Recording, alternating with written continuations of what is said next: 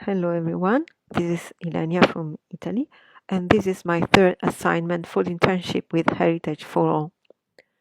This time, we're going to talk about self-representation and manufacturing activities in Sardinia's Nuragic Civilization. The topic I chose to focus on this time is the documentation of intangible rural tradition and practices. For those of you who don't remember where Sardinia is, here are two pictures showing the position of the island in the Mediterranean Sea. And about this assignment, I just would like to tell you that we are going to discuss the cultural representation of the Nuragic civilization. We will see in a moment what we're talking about, and how their cultural representation also documents the intangible rural traditions and practices of their time. Something I want to remark about this assignment is that the historical context and archaeological context is simplified to allow everyone to have a hint about the civilization and hopefully sparking your curiosity about it. So I just hope this is not oversimplified, and let's start to talk about to dig into the topic. So there are two main keywords in this assignment. The first one is identity, and the second one is the Nuragic civilization. As for identity, I'd like to explain it with a synthesis of what my colleague Nicole Michel-Weimer said in her last assignment, titled Contextualizing the Folk History of Rural Estonian in Present Times. About identity, she said, this is a critical component intrinsic to human nature to understand ourselves for ourselves and ourselves within our communities, our cultures, and in a global context.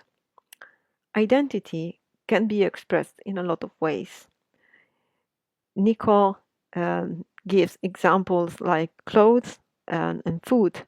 I would add art, and there are a lot of other ways to express our identities. For example, whether we use makeup or not, or the books we read also, and the programs we see on TV, and the activities we do. These are all ways to express our identities. And identity is a key concept here because we are going to talk about the way, one of the ways, an ancient civilization expressed themselves to represent their own community and their own activities and traditions. Now, let's see the next keyword, the Nuragic civilization. Nuragic civilization refers to the people who built the most iconic stone buildings in Sardinia called Nuraghi. Nuraghi is plural, while Nuraghe is the singular word. These buildings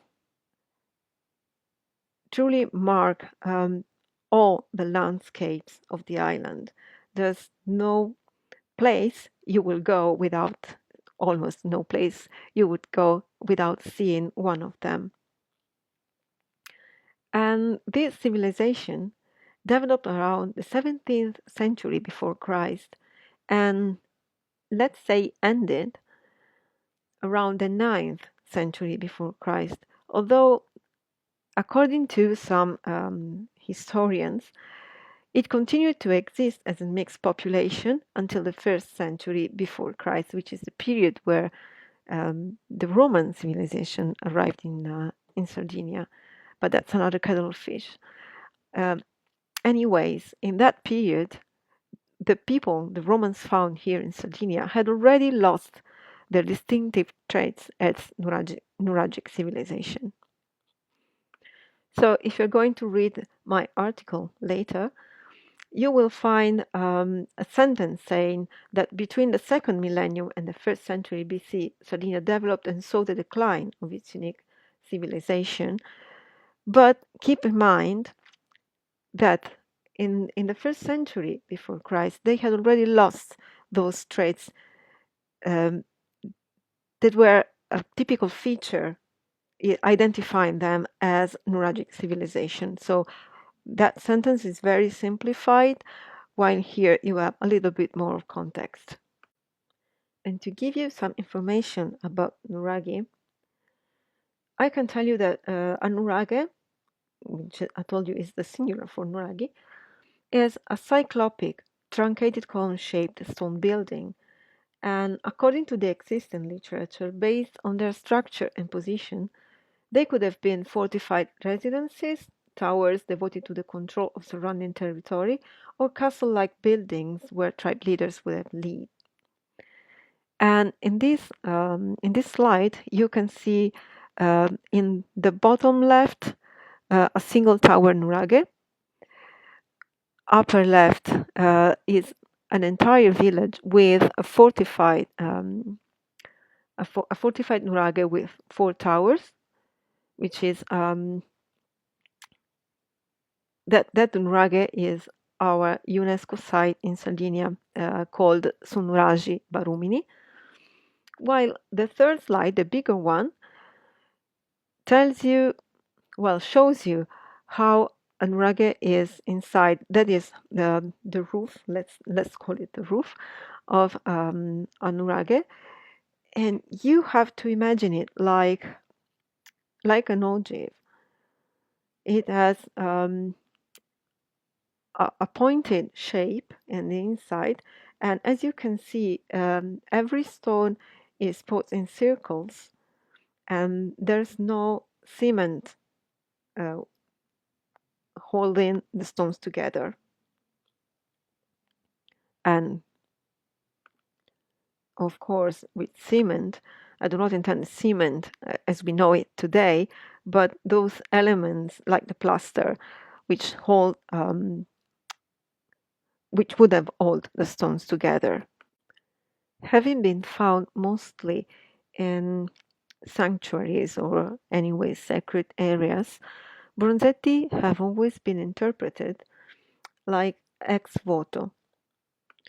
However, Professor Fulvia Lo Schiavo interprets figurative bronzetti as a collective ritual offer rather than ex voto offered by a single individual. Bronzetti are also considered as communicative artifacts and an expression of social inequality, according to Gonzalez. Being interpreted as votive offerings donated by members of stratified societies at the sanctuaries, it was the donator's social status that would determine the motive in a sense of self-representation and the quality of the figurine. Also, bronzetti were intended for human communication rather than mechanical use, and as such, they can be classified as means of production in human communication and learning. And another important thing to outline here is that their size can range between few centimeters up to 39 centimeters. The technique used to realize bronzetti is called loss wax casting. And I'll try to tell you something about this technique. So first of all, a wax model was realized, including all the smallest details, and then were realized kind of sticks that would allow the creation of venting channel on a clay cast. So this wax model was covered in clay and the clay was cooked.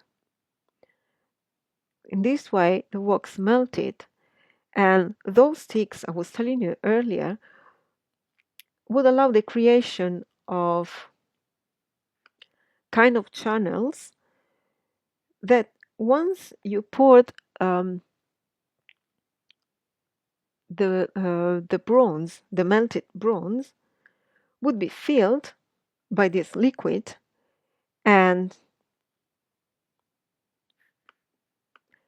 fill in the cast, even in the small details, and then create an intended artifact.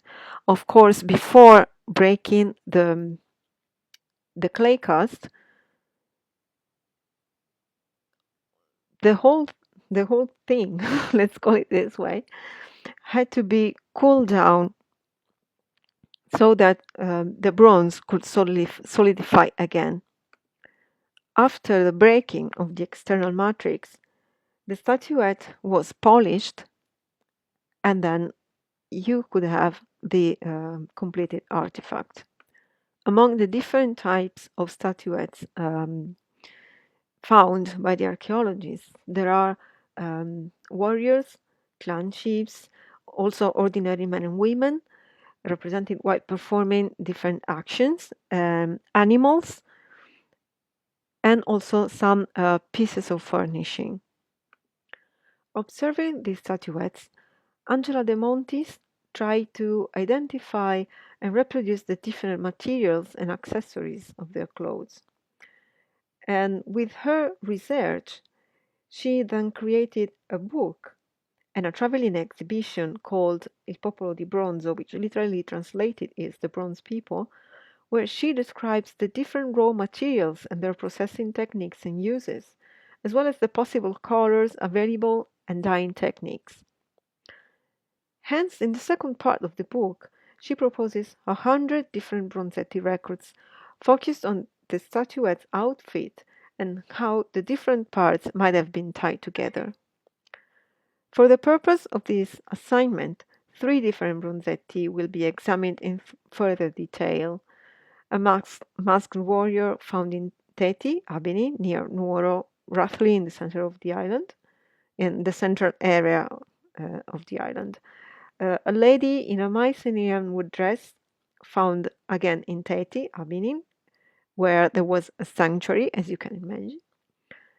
And a Launedas player found in Itiri, near Sassari, in the northern part of the island, and they are all displayed at the National Archaeological Museum of Cagliari. So let's start with the Masked Warrior, which is a 19 centimeters bronze statue and is one of the most renowned among all the bronzetti found thus far.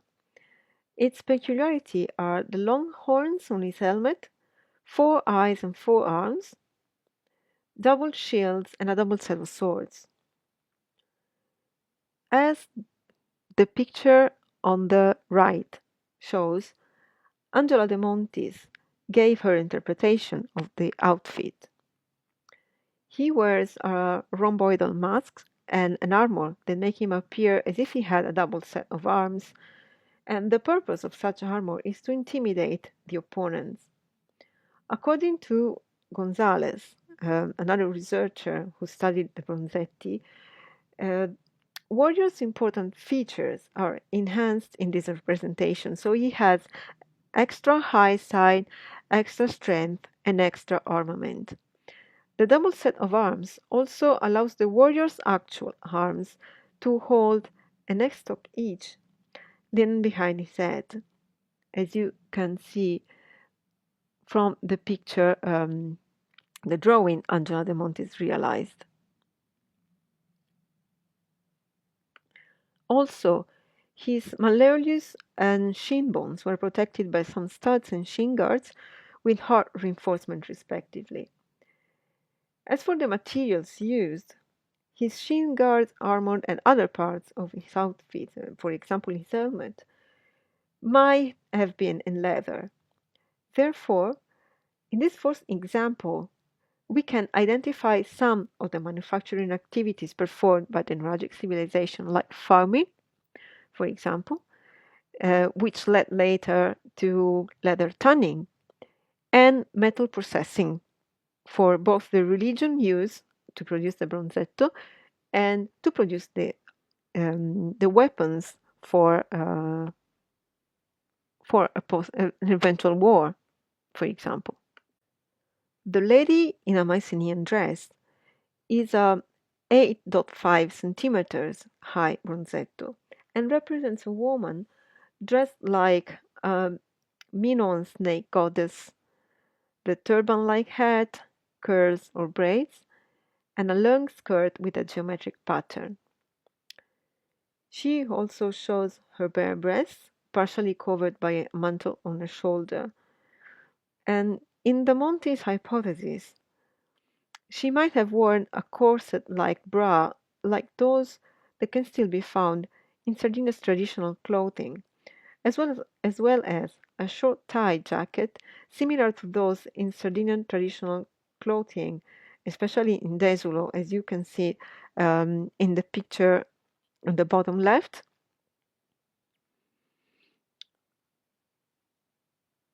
which has very short sleeves.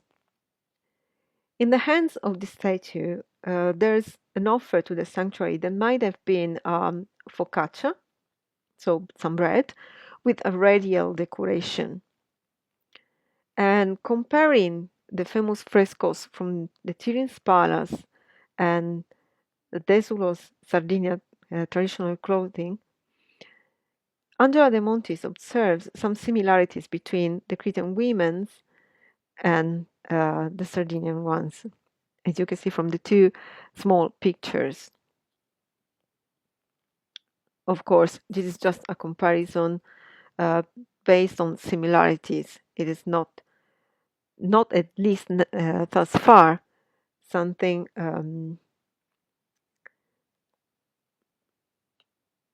which has already been established.